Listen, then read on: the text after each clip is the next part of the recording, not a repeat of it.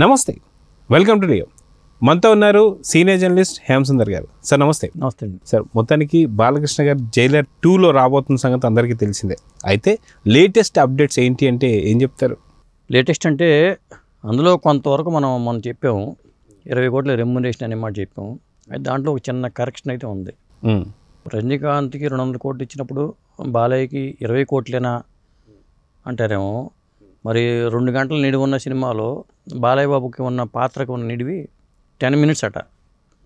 మనం 20 రోజులు షూటింగ్ అని అన్నాం, కానీ బహుశా 10 మినిట్స్ కోసం 20 రోజులు పట్టి ఉండొచ్చు. ఎందుకంటే ఆ ఫైట్ బిగ్ ఫైట్ అట. అది బిగ్ ఫైట్లో మరి బాలయ్య ఫైట్ ఏ రేంజ్లో ఉండాలో ఆ రేంజ్లో డిజైన్ చేస్తున్నారనేది మనకు వస్తున్న సమాచారం.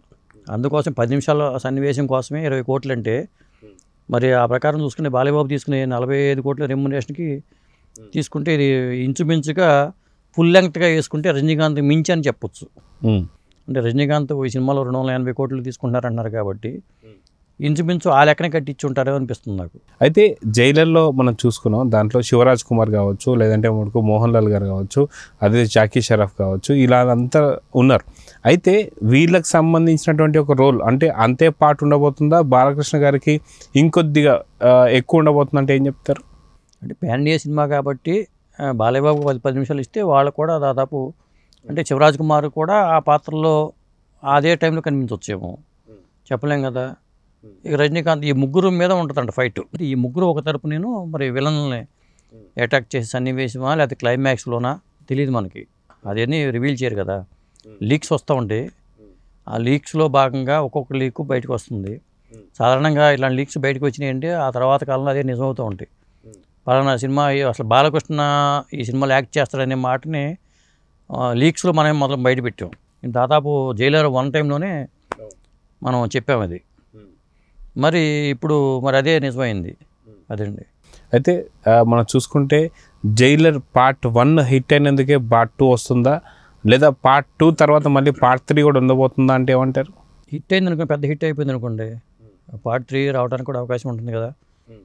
ప్రతి సినిమాకి ఒక లీడ్ వదులుతున్నారు కాబట్టి ఎందుకైనా మంచిదని చెప్పి ఒక లీడ్ వదిలే అవకాశం ఉంటుంది. రాకపోయినా పెద్ద ఆపేయచ్చు.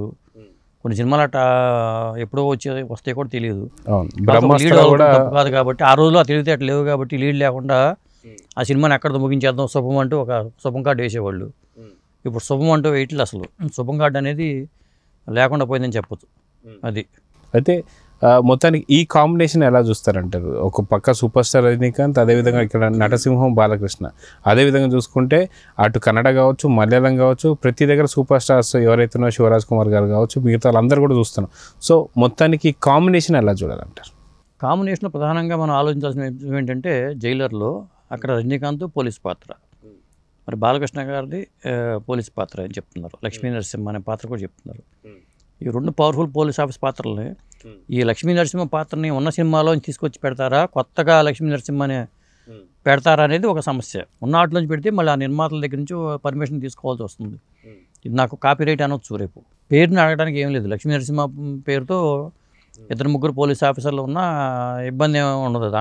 దానికేం కాపీ రైట్ ఉండదు. లేదా నేను పలానా సినిమా అక్కడ ఆ సన్నివేశాలు గుర్తు చేస్తూ అలా పెడితే అది ఇబ్బంది అవుతుంది.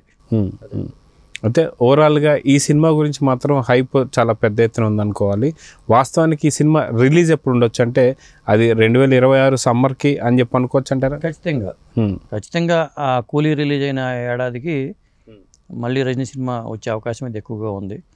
అలాగే మళ్ళీ రజనీకాంత్ కూడా తెలుగులో వివేక్ ఆత్రేయ డైరెక్షన్లో మైత్రి వాళ్ళకి ఒక సినిమా చేస్తున్నారనే సమాచారం కూడా ఇప్పుడు హాట్ టాపిక్ అయింది. ఒక సినిమా షూట్లో ఉండగా ఇంకో సినిమాని కమిట్ చేసుకుంటూ రజనీకాంత్ ముందుకెళ్ళిపోతున్నాడు. కొర హీరోలకి రజనీకాంత్కి ఇప్పుడు చెప్పాలంటే చాలా ఫాస్ట్గా ముందుకెళ్తాడని చెప్పాల్సి వస్తుంది.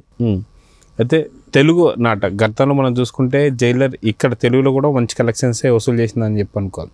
కానీ ఈసారి జైలర్ 2లో నటసింహం బాలకృష్ణ గారు ఉండబోతున్నారు కాబట్టి ఈసారి కలెక్షన్స్ తెలుగులో ఎలా ఉండబోతున్నాయంటే ఏం చెప్తారు? కలెక్షన్స్ తెలుగులో ఎలా ఉండబోతున్నా కానీ సినిమా బిజినెస్ పరంగా చూసుకుంటే ఖచ్చితంగా ఒక కొత్త బిజినెస్ని క్రియేట్ చేసే అవకాశం అయితే ఖచ్చితంగా ఉంటుంది. ఎందుకంటే ఇప్పుడు దాకా రజనీకాంత్ లేని మార్కెట్, బాలయ్య బాబుకి లేని మార్కెట్ ఈ సినిమా ద్వారా తెలుగు మార్కెట్లో ముఖ్యంగా తెలుగు జోనర్లో దొరికే అవకాశం అయితే జైలర్ 2కి ఉంది.